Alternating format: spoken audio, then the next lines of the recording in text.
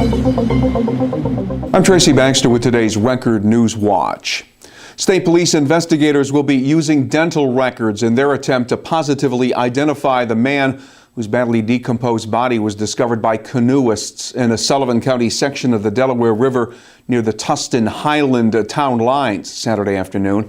Police hope autopsy results in toxicology testing will shed light on the probable cause of death. There is speculation the body may be that of the man who was reported missing in early April in Pennsylvania.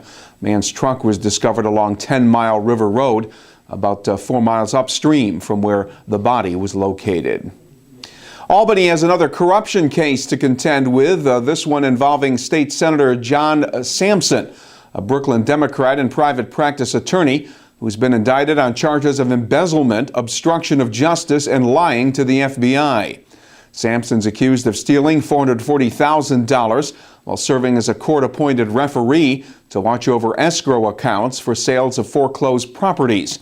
Investigators also say Sampson illegally diverted funds into his failed campaign for Brooklyn DA. Senator Sampson has been stripped of his ranking positions and committee assignments. It had its defenders, but the open space classroom concept, Chorley Elementary School in Middletown, had many detractors and continual problems with leaks and mold, which ultimately sealed its fate. Now work has begun to tear down the school building. Back on April 1st, Chorley students were moved into the brand new Presidential Park Elementary School next door. Chorley was built in the late 1960s with an open space layout popular at the time, but many complained that the design made it hard to teach there. Middletown District voters okayed construction of a new school in June of 2008. It'll be a day Luke Lunday will never forget. The West Point Middle School 5th grade student was the grand prize winner in an essay contest called 2013, Breaking Barriers in Sports and in Life. And today, Luke and his classmates were paid a visit by Sharon Robinson, the daughter of baseball great Jackie Robinson, the man who broke Major League Baseball's color barrier. Sharon Robinson serves as educational programming consultant for Major League Baseball. The Breaking Barriers essay contest asks students to submit an essay about barriers or obstacles they faced or are still facing in their lives and how they overcame those obstacles. Luke, who suffers from cerebral palsy, will be honored during an upcoming pregame ceremony at Yankee Stadium. He was on parole for a prior grand larceny conviction. Now Ronald Herbert is in more trouble with the law, this time for collecting welfare benefits while running a business in Sullivan County. Police say the 51-year-old Monticello resident intentionally defrauded the county Department of Family Services by filing for public benefits while operating a woodcutting and scrap metal business in Monticello. Herbert now faces felony charges of welfare fraud and offering a false instrument for filing. In Kingston, police have rounded up a total of 6 suspects as part of their investigation into the sale and use of crack cocaine at a residence at number 154 Henry Street. 2 of those taken into custody, Edward Albright, an occupant of the targeted residence, along with Robert Broughton Jr., have been charged with felony drug possession counts. Kingston police say the arrest capped a 3-week investigation. Kites of all shapes and sizes could be seen flying over the campus of SUNY Sullivan in Loch Sheldrake Saturday, as hundreds of people tested their ability to send kites airborne during the college's 23rd annual Kite Festival, held on the main lawn of the campus. Amateurs mixed with a few kite-flying pros during an event that also featured live music, food, craft vendors, and inflatable bouncy houses.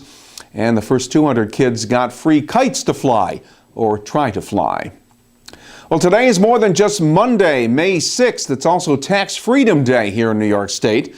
According to the organization, the Tax Foundation, if we worked full-time starting January 1st and put all of that money towards paying taxes, that tax bill would finally be paid off today, May 6th. New Yorkers have among the heaviest tax burdens in the nation. The earliest Tax Freedom Day is March 29th in the states of Mississippi and Louisiana.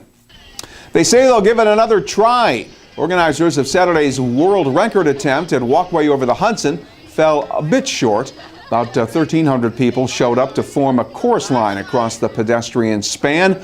Unfortunately, that was not enough to set a new Guinness World Record for longest chorus line. Record still more than 1,600 participants. That was set back in 2004 in Long Beach, California. Last June, a world record was set on the walkway for the longest group of line dancers.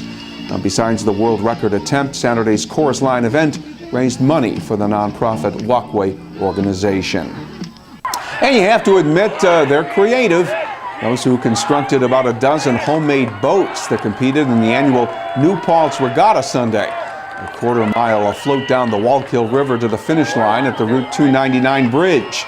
Organizers say the regatta isn't really a race, it's more like a pageant. It showcases unique-looking handmade watercraft, many of them not ship-shape. Prizes were awarded in different categories, including most creative and most elegant. That prize was won by a raft called Here Comes the Bride. About 2,000 people lined the riverbank to enjoy the sights and sounds of an event that also benefited from the great weather and the Cinco de Mayo celebration. And the regatta has long been a New Paltz tradition. The first one hit the water way back in 1955. We should enjoy another day of mostly sunny skies before some rainy weather moves into the region.